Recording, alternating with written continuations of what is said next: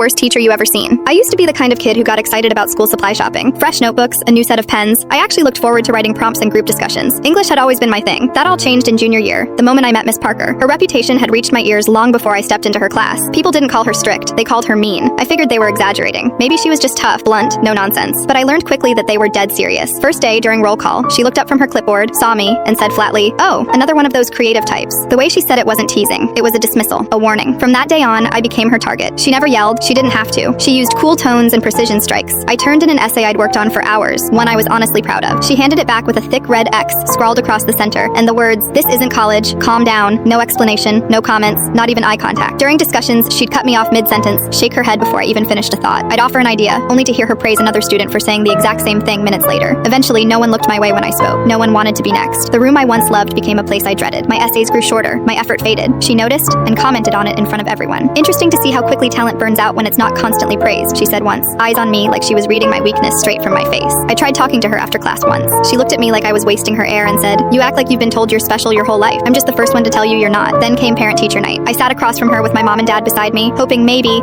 she'd show even a sliver of professionalism. Instead, she gave them a warm smile and said, "Your child is bright, but lazy, arrogant too. They think they know more than the teacher. That's why they're struggling." My parents just nodded. That night, I sat in my room with this sick weight in my chest. It wasn't just that she hated me. It was that no one seemed to care, not even my parents. That's when I decided I wouldn't let her win. I started documenting everything, quietly. I took photos of my essays, her cruel notes and slashes. I saved emails where I asked for help and got brushed off or told to reflect internally. I started recording class audio. My phone sat face down on the desk, silent and still, while I collected insult after insult. At first, I didn't know what I'd do with it. Then the school sent out anonymous teacher evaluations. I attached everything: screenshots, audio files, transcripts. I created a new email and sent it all directly to the English department chair. No name, but I didn't need one. A month later, Miss Parker was on personal leave. She never came back. The school never explained, but people noticed.